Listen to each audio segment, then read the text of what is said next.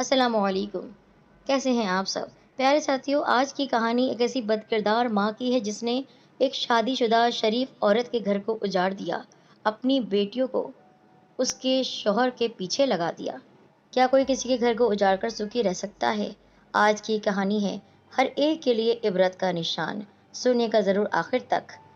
لیکن وہ لوگ جو ہمارے چینل پر نئے ہیں اور ہمارے چینل سعیدہ وائس کو سبسکرائب نہیں کیا ہے اب تک، تو ان سے گزارش ہے کہ اس کہانی کو سننے سے پہلے ہمارے چینل سعیدہ وائس کو سبسکرائب ضرور کریں اور اس کے ساتھ ہی بیل آئیکن کو پریس بھی کریں۔ اس بنگلے کے ہرے بھرے پھولوں سے لدے ہوئے بڑے سے لان میں اکثر دو بہت پیارے پیارے سے بچے، چھوٹے چھوٹے بچے کھیلتے کودتے نظر آتے تھے۔ ان بچوں کی عمریں بالترتیب 2.5 اور 4 ہوں گی۔ سرخ و سفید رنگت، بھورے سنہرے بالوں والے، سنہری آنکھوں والے وہ گول مٹول سے بچے واقعی ایسے پیارے اور خوبصورت تھے کہ ہر کسی کا دل انہیں پیار کرنے کو بےتاب ہونے لگتا تھا۔ وہ بچے تو اکثر دکھائی دے جاتے تھے۔ میجر صاحب بھی اپنی گاڑی میں آتے جاتے اکثر نظر آتے، لیکن ان بچوں کی والدہ ہمیں کہیں دکھائی نہیں دیتی۔ شاید وہ باہر نکلنا پسند نہیں کرتی تھیں یا بےحد پردہ دار قسم کی خاتون تھیں۔ ہمیں ان کے بارے میں بے پناہ تجسس تھا۔ ہمارا خیال تھا ان کے بچے اگر اتنے خوبصورت اور پیارے تھے تو وہ خود بھی جانے کتنی حسین اور جمیل ہوں گی۔ میں نے والدہ سے اکثر اصرار کیا کہ ہم جا کر ان سے ملاتے ہیں، لیکن ہر مرتبہ وہ ہچکچا کر رہ گئی۔ پھر ایک شام جب میں کالج سے گھر واپس آئی تو میں نے ایک نہایت ہی خوبصورت خاتون کو والدہ کے پاس بیٹھے باتیں کرتے پایا۔ وہ خاتون بلا شبہ اتنی حسین تھی کہ میں حیرت سے ان کو دیکھ رہی تھی۔ میں سلام کرنا بھی بھول گئی۔ آؤ بیٹی، یہ سامنے والے بنگلے والی ہیں، تمہیں ان سے ملنے کا بڑا شوق تھا نا؟ والدہ مجھے دیکھتے ہی بولی۔ میں سنبھلی، ادب سے ان خاتون کو سلام کیا۔ وہ مسکرائیں۔ انہوں نے میرا ہاتھ گرم جوشی سے اپنے ہاتھ میں لیتے ہوئے میرے سلام کا جواب دیا۔ ان کی آواز بھی بہت حسین تھی۔ میں وہاں بیٹھ گئی۔ وہ مجھ سے میری تعلیم، میری ہابیز، میں کیا کرتی ہوں کیا نہیں کرتی ہوں، میرے کیا شوق ہیں اور مصروفیات کے بارے میں پوچھنے لگی۔ ان کا اخلاق بہت ہی اچھا تھا۔ مجھے تو وہ چہرے سے ویسے ہی پسند آئی تھی، پر ان کا لب و لہجہ کیا شائستہ تھا۔ میں ان کو بس دیکھے جا رہی تھی۔ انہوں نے مجھے بتایا کہ انہوں نے بی ایڈ کر رکھا ہے۔ شادی سے پہلے وہ لاہور کے ایک اسکول میں ہیڈ مسٹریس بھی تھیں۔ اس ملاقات نے ہمارے درمیان آئندہ ملاقاتوں اور میل جول کا دروازہ کھول دیا۔ ان کا نام عذرا تھا۔ ہم انہیں خالہ جان کہنے لگے۔ جب بے تکلفی بڑھی تو ہمیں انہیں اچھی طرح سے جاننے کا موقع ملا۔ وہ بہت خوش اخلاق، حسین فطرت، عمدہ رکھ رکھاؤ والی خاتون تھی، جن کی باتیں شگفتگی کے ساتھ ہی شائستگی کا رنگ لیے ہوئے ہوتی تھیں۔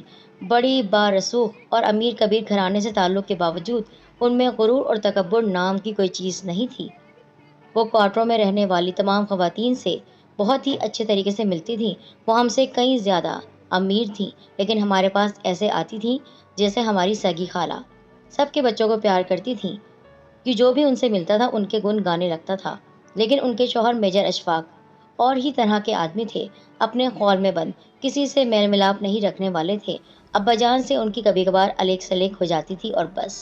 یہ بے تکلفانہ ہنسی مذاق اب قابل اعتراض حد تک ترقی کر گیا تھا، کیونکہ عموماً کوئی خاتون ہوتی ہیں تو وہ کسی اور کے شوہر سے اتنا زیادہ ہنسی مذاق نہیں کرتی ہیں، اور ان کے شوہر تو کسی سے بات ہی نہیں کرتے تھے۔ لیکن عجیب بات تھی کہ ان ماں بیٹیوں سے وہ ہنسی مذاق بھی کرتے تھے، ہنس ہنس کر باتیں بھی کرتے تھے اور کھانا پینا بھی ان کے ساتھ ہی کرتے تھے۔ خالہ عذرا، جو دل کی ہمیشہ صاف اور کسی کے بارے میں شک و شبہ اور بدگمانی کو گناہ سمجھتی تھی، اب چونک اٹھیں۔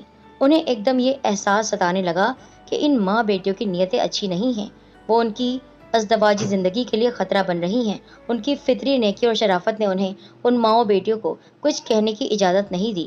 البتہ انہوں نے دبی زبان میں میجر صاحب سے ضرور ان کے ساتھ اس بے تکلفی اور روز بروز تعلقات پر اعتراض کیا، جس پر انہوں نے بڑی خوبی سے انہیں ٹال دیا کہ بلا وجہ عورتوں کی طرح شک و شبہات میں پڑ رہی ہو، وہم ہے تمہارا، ایسی کوئی بات نہیں ہے۔ اچھی بچیاں ہیں، بڑا سمجھتی ہیں، بڑوں کی طرح باتیں کرتی ہیں، والد صاحب ہیں نہیں، اگر مجھ سے ہنس بول لیتی ہیں اور میں ازراہ ہمدردی ان سے بات کر لیتا ہوں تو تمہیں کیا اعتراض ہو رہا ہے؟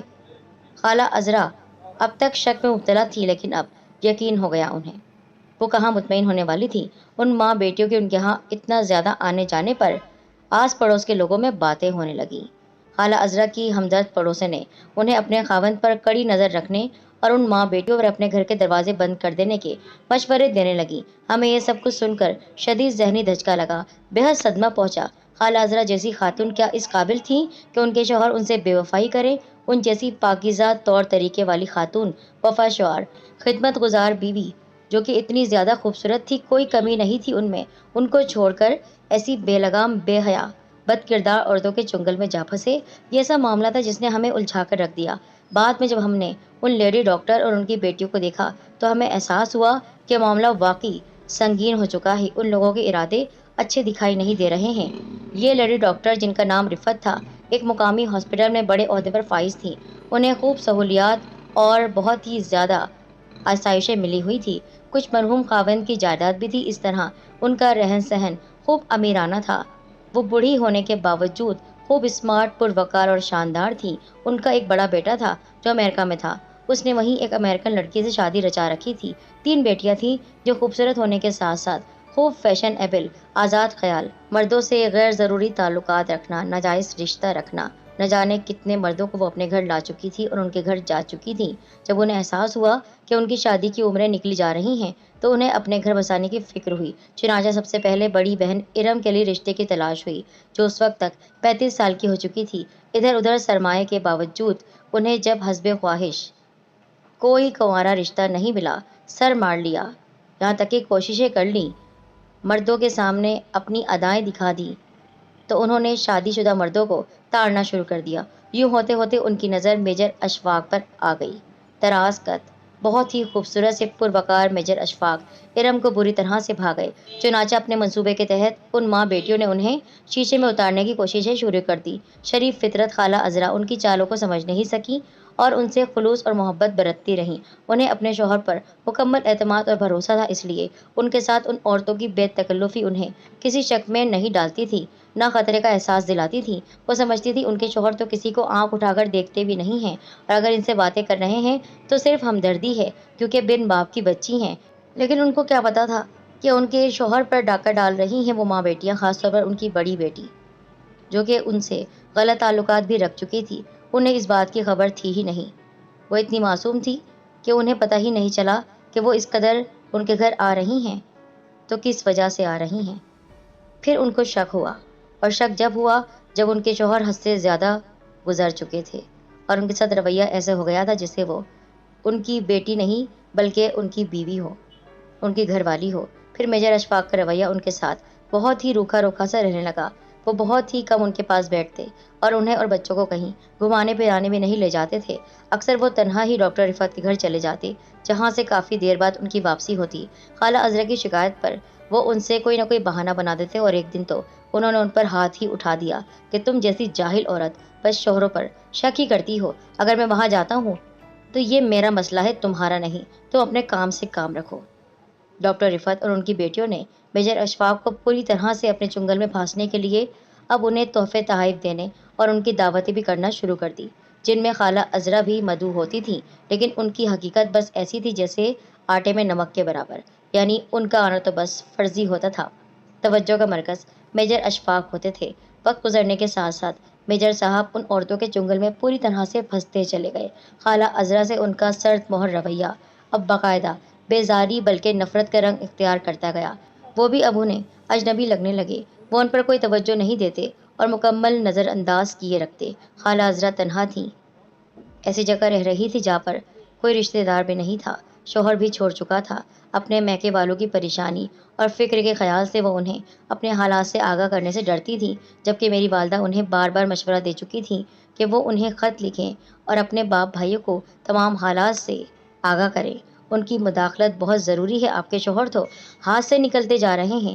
وقت گزرنے کے ساتھ ساتھ پانی بھی سر سے اونچا ہوتا گیا، یہاں تک کہ یہ سنا جانے لگا کہ میجر اشفاق ارم سے شادی کرنے والے ہیں۔ اس خبر نے سب کو حیران اور پریشان کر دیا۔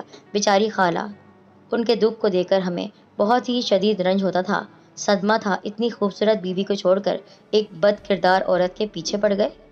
لیکن ہم اپنی جگہ مجبور تھے، ہمارا ان سے کوئی رشتہ نہیں تھا، کچھ نہیں کر سکتے تھے۔ لیکن ہماری والدہ نے البتہ اس بار بڑی سختی سے خالہ عذرا کو ہدایت کی کہ اس سے پہلے کہ کوئی پہاڑ آپ پر ٹوٹ پڑے اور آپ کے شوہر مزید آپ کے ہاتھ سے نکل جائیں، بچوں سے ان کا باپ چھین جائے، آپ اپنے میکے والوں کو ضرور خط لکھیں اور تمام حالات بتائیں۔ آپ کے والد اور بھائی فوراً اس شہر پہنچے، لیکن اس سے پہلے کہ وہ خط لکھتی اور اپنا دکھڑا اپنے میکے والوں کو سناتی اس سے پہلے کہ وہ مدد کرنے کے لیے آتے، میجر اشفاق نے انہیں طلاق دے دی۔ خالہ عذرا کی طلاق کی خبر ہم سب پر بم بن کر پھٹی تھی، ہمیں گویا سکتہ سا ہو گیا تھا۔ معلوم ہوا کہ ڈاکٹر رفعت نے میجر اشفاق کی ارم سے شادی کی یہ شرط رکھی تھی کہ وہ پہلے اپنی بیوی اور بچوں کو طلاق دے کر گھر سے نکالیں، دھکے دے کر پھر شادی کے بارے میں سوچیں گے۔ طلاق کے بعد بیچاری عذرا خالہ اپنے معصوم بچوں کے ساتھ اپنی بد نصیبی پر آٹھ آٹھ آنسو بہاتی اپنے شہر چلی گئیں۔